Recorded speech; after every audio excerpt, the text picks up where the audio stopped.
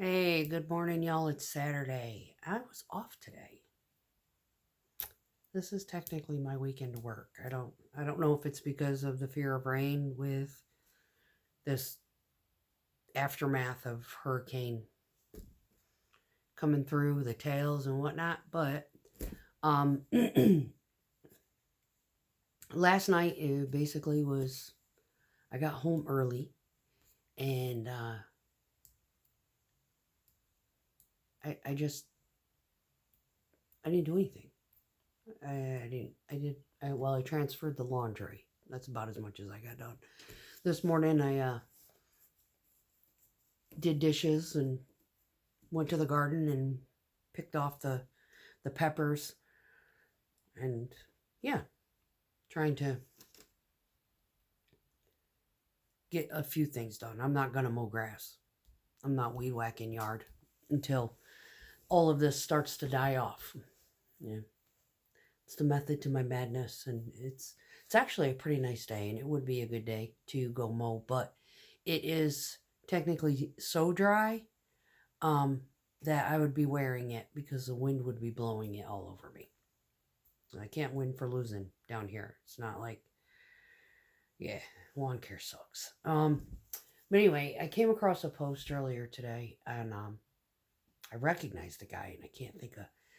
I'm wondering how I knew this individual because it's been 30 years since um I've been into the in my hometown area. I went back a couple times, but not enough to really, reacclimate to everybody up there. And one of my sick friends who's got a blood cancer, who, when he found out, I was just devastated. I was like, ah.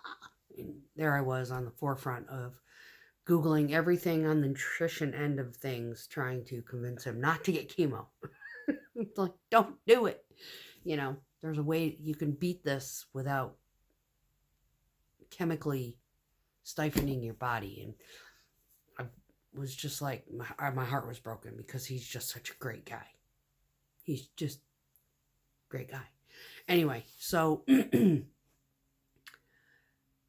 any case, he is surviving the treatments. It's been a couple years he's been doing this, and it's just like, God, how long is it going to take? You know, why? Why are you still getting this treatment? And have you listened to anything I said? So the other day, I put a video out how I discovered this individual, but his page on YouTube is called The Healthy Life. And him and his significant other are raw vegans. And I mean, they're extreme raw vegans. However,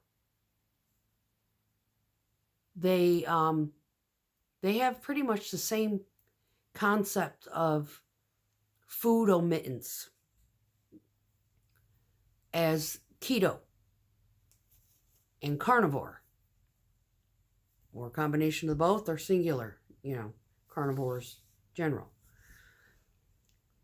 That eliminating certain things from your diet is essential to health.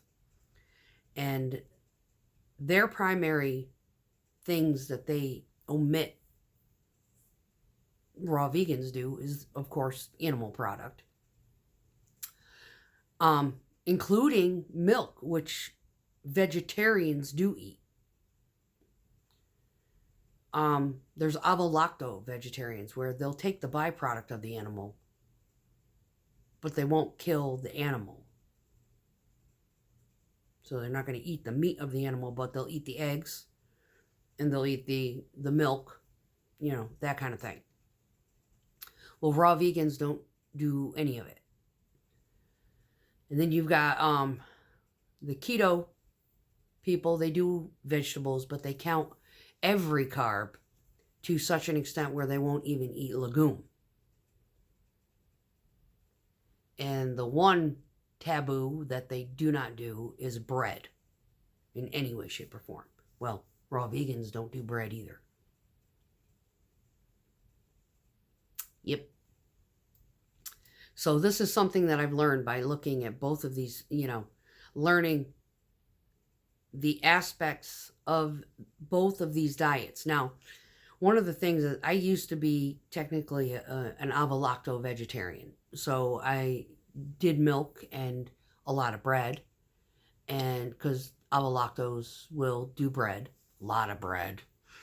And their diets are presumably where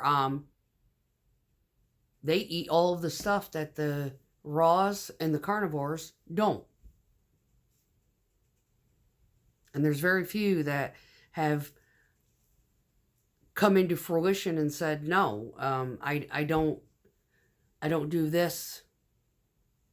I don't do that. I don't do that. And if you got a vegetarian who is not an avolacto, they'll cook their food so they're not raw. But they don't eat the milk. They don't eat the eggs. But they'll still do the bread. Okay? So you have different dynamics of every diet out there. And then, of course, you have the devil, which is the standard American diet. And when you put all-encompassing diets into effect and set them up like a pyramid, you are looking at a health hazard. So here's where I agree with every single one of these diets except for the vegetarian diet. The reason why I don't agree with the vegetarian diet is because they eat way too much sugar and way too much bread. Period. And they probably entertain the seed oils without even realizing that 90% of what they're eating is inoculated with this garbage. So if there's ever a diet out there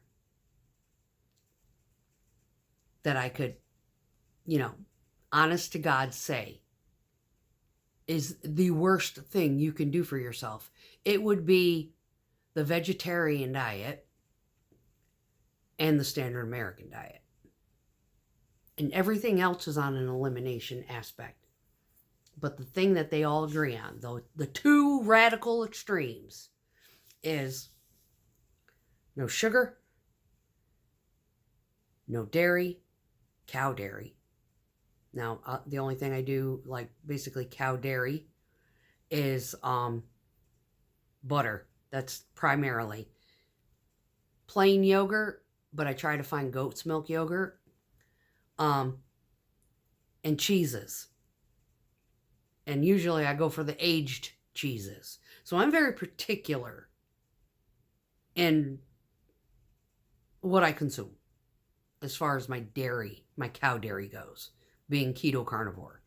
But on the raw vegan aspect, there's things about the keto carnivore diet that you lack, you miss. You're like, man, I wish I want ice cream. Well, when's the last time you were able to find goat cream to make ice cream? Well, the raw vegans got it figured out by making it with cashews. I'm on board. You just sign me up. I want to learn how to do that. Because as a keto carnivore, I am not opposed to legume. It's the one area because I know the protein in it. Now, there's a lot of people who are on the carnivore diet that they are very sensitive to the lectin. Now, if you're doing a carnivore diet because you want to get thin real quick, that is probably not the smartest thing in the world. And you could have health ramifications, and you probably should be doing it based upon an elimination diet because it's better suited for your genotype. Kind of like Michaela Peterson. The girl's autoimmune conditions like flood her to the extreme to where she basically can't eat anything that grows from the ground. And to keep her autoimmune conditions in check, having a ruminant lion diet, technically lion diet, because there's various combinations of the carnivore diet out there now. She does a ruminant meat, and she's very healthy because it keeps her autoimmune in check. High protein diets for people with epilepsy, for example. They cannot eat sugar at all. It will make them episodic. Necessary. So choose wisely as far as what kind of diet that you plan to go into. Don't be doing this because you know think it's healthier. Everybody's body is different. Everybody's reaction to certain things is different. Now, there's extremists out there, and then there's extremists who, you got the keto carnivore people who basically believe that you shouldn't eat fruit. I believe, yeah, you could have fruit every now and then. It will satiate the sugar craving. No fruit juice, but a piece of fruit here and there is not going to kill you. But if you are a type of person who are morbidly obese and you've got 100 plus pounds you need to lose, yeah, stay away from the fruit until you get down to your ideal weight. Train your body to accept these little bits of natural sugars back into your diet. Refined sugar, bad. The crystals, bad. But I mean, if you are capable of being able to eat a banana, I'd say one banana every 6 months isn't going to kill you. It might throw you out of ketosis. But then again, depending on how deep of ketosis you're in, it may not touch it. It may just be like, thank you. I appreciate that little treat.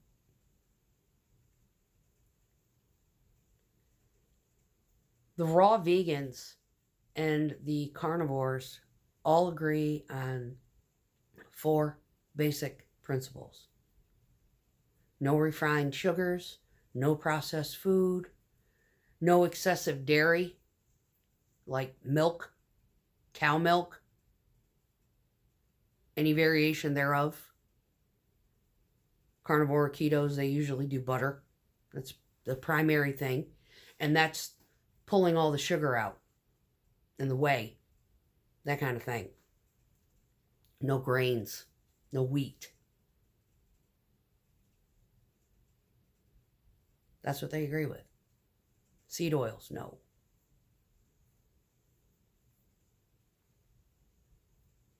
The only difference between a carnivore and raw food is their primary source of food. And the opposite ends of the spectrum, but they agree right in the middle. And what they agree on is exactly what the vegetarians consume. Now, most vegetarians, if they're not avolactos, like they do milk and eggs, whatever, they lean on the legume for their protein. Avolactos, they'll pretty much eat anything, but they cook their food. So the vegetarians cook their food. The raw vegans do not cook their food. They dehydrate a lot of things in order to make it, creative and palatable. And the keto carnivores, shit, we cook everything to death.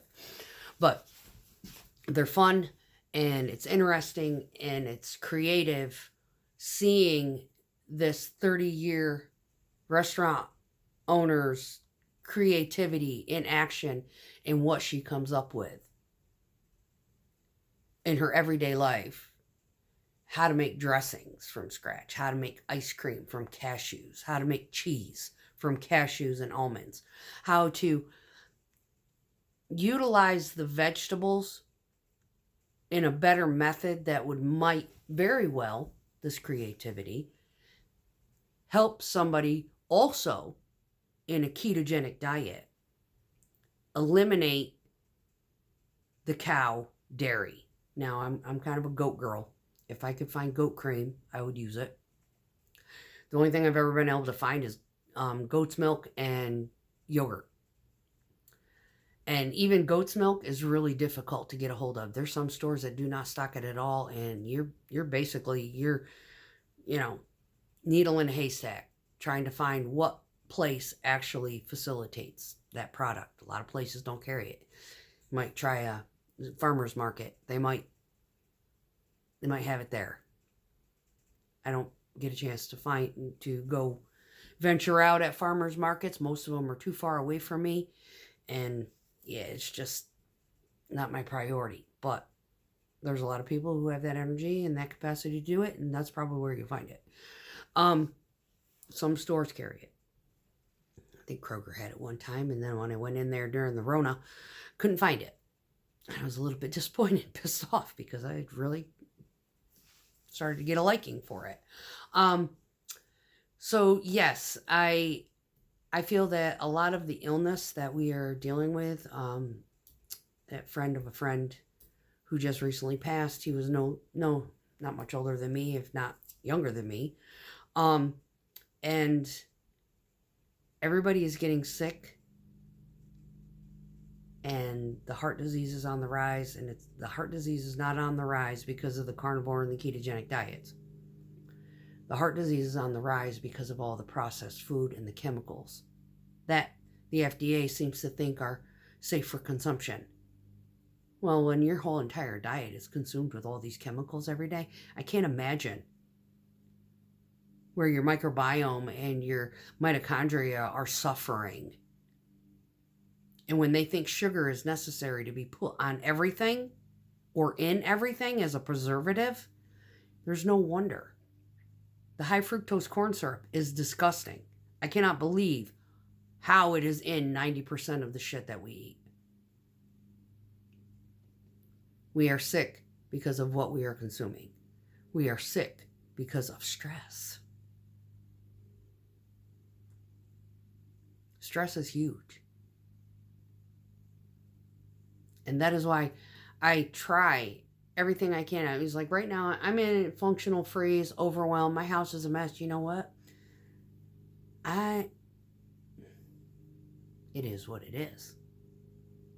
And one day, when I am calm and I am at peace with, and my energy comes back after the trauma that I've experienced, I'll come through here like a freight train. But until then, I'll maintain what is necessary. And one day, hopefully, I'm seriously considering taking a vacation. Just putting in for like the first 2 weeks in November or something.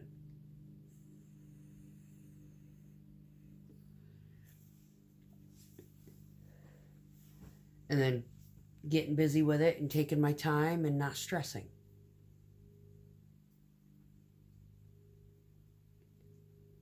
Life happens. But illness, Jesus, I can't count on both hands and feet how many people from my little area of the planet that I have lost due to critical illness. What bothers me the most is the heart disease one. Because my father died of a heart attack. And he had had a quadruple bypass without having a heart attack. He felt funny. And they noticed that he had 4 blockages. And he was only like 58 years old. His cousin had 4 open heart surgeries before he was 49. He ended up passing away when he was 49.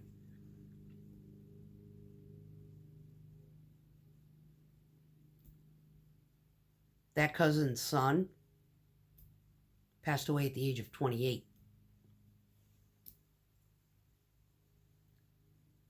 Of a massive coronary. And you want to know what all 3 of these had in common? Smoking. As I vape. Hey, 3.5 packs to this? Yeah. Lesser of the 2 evils. Don't judge me. My sisters quit. They did fine. Me, mentally, didn't do so well. Margarine and sugar in a nutshell. Smoking, margarine, and sugar. Sugar as in bread, crackers, cookies, cupcakes, not enough protein in the diet. That kind of thing. Now, my father used to eat 2 to 3 eggs every day. But he'd drink throughout the course of a day, probably a cup of sugar in his coffee after he did 2 pots worth of coffee.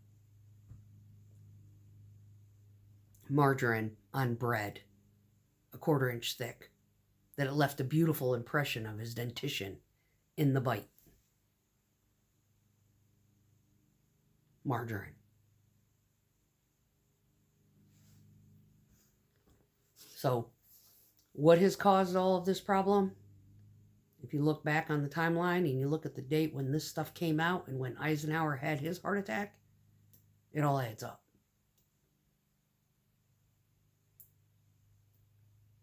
Margarine and sugar. Sodas. Coca-Cola. And they were the ones fighting against it, saying, oh, it doesn't cause that. They also own the cigarette companies. No, smoking doesn't cause cancer. The fuck it don't. I have a friend right now, lifelong friend, known him since I was 9 years old. Quit smoking years ago. Got diagnosed with diabetes years ago. Just got diagnosed with lung cancer, and the mass is too large and too close to the bronchial. It's in the upper lobe. They can't remove it.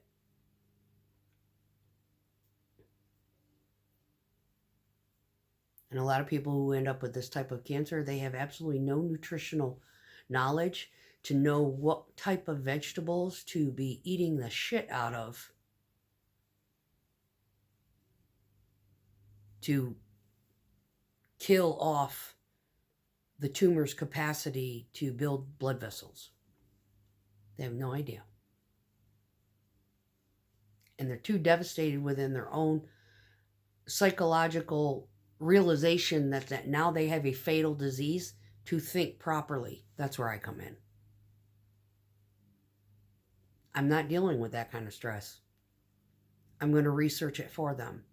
Now it's up to them to actually do whatever it is I suggest. Here, try this. Start eating the crap out of this. Add this to your diet. Do this every day till your next appointment. And then when they do the CAT scan and they do the, check your blood for the markers, see if anything's changed. Try it. Fucking try it. Just try it. It's better than loathing and self-pity for something that, you know what? Hey, the government's the one who came up with the standard American diet, and everybody's been following to the letter, and everybody's now fat and sick. So no, you listened to someone you thought was an authority, and that authority is now being proven wrong by every aspect of every kind of diet except for the vegetarians, because they love that diet except for the meat portion.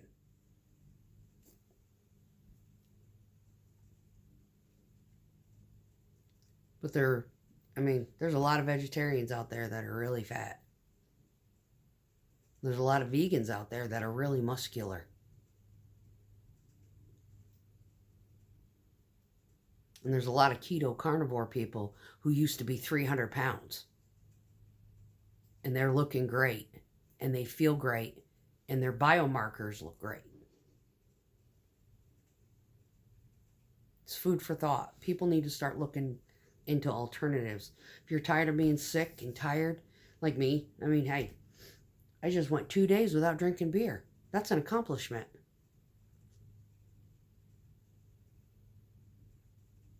Believe me, after you go about 2, 3, 4 days, that first beer after 3 or 4 days of not drinking one, they don't taste great. You lose a taste for it really quick.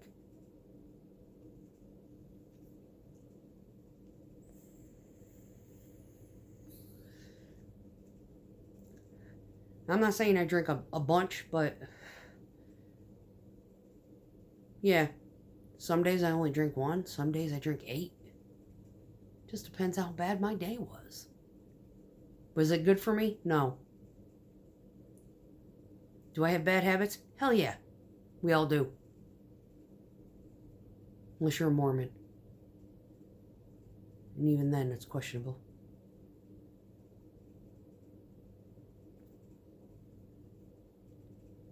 You got to find the diet that works for you. But if the diet is making you sick, it's probably time that you change your diet. No one said you had to starve yourself. Just look at what you're putting in your body. If you can't pronounce it, you probably shouldn't be eating it. Peace out, y'all.